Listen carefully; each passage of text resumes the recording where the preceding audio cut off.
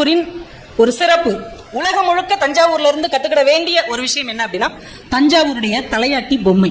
தலையாட்டி பொம்மை உடனே சிரிப்பு வருது நாங்க பெண்களுக்குலாம். என் வீட்டுக்காரர் நாங்கள் அப்படிதான் ஆக்கி வச்சிருக்கோம் அப்படின்னு. ஆனா உண்மையிலேயே தஞ்சாவூருடைய தலையாட்டி பொம்மையை நீங்க எந்த பக்கம் வேணாலும் செய்யுங்களேன். குப்புற கவுத்து பாருங்க, மல்லாக்க தள்ளி பாருங்க, சைட்ல சாச்சு பாருங்க.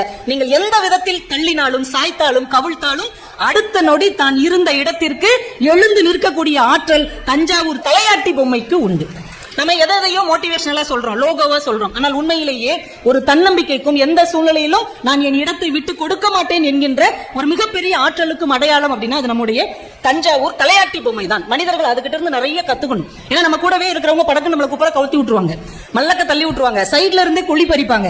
ஆனால் எது செய்தாலும் நான் ஸ்டெடியா நிப்பேன் அப்படிங்கிறதுக்கு இந்த தலையாட்டி பொம்மை ஒரு ஆதர்ச அடையாளமாக இருக்கிறது. அதை உலகத்திற்கு தந்ததற்காகவே இந்த தஞ்சை மக்களுக்கு ஒரு பெரிய பாராட்டுக்கள், வாழ்த்துக்கள். சோழ நாடு சோறு உடைத்து என்று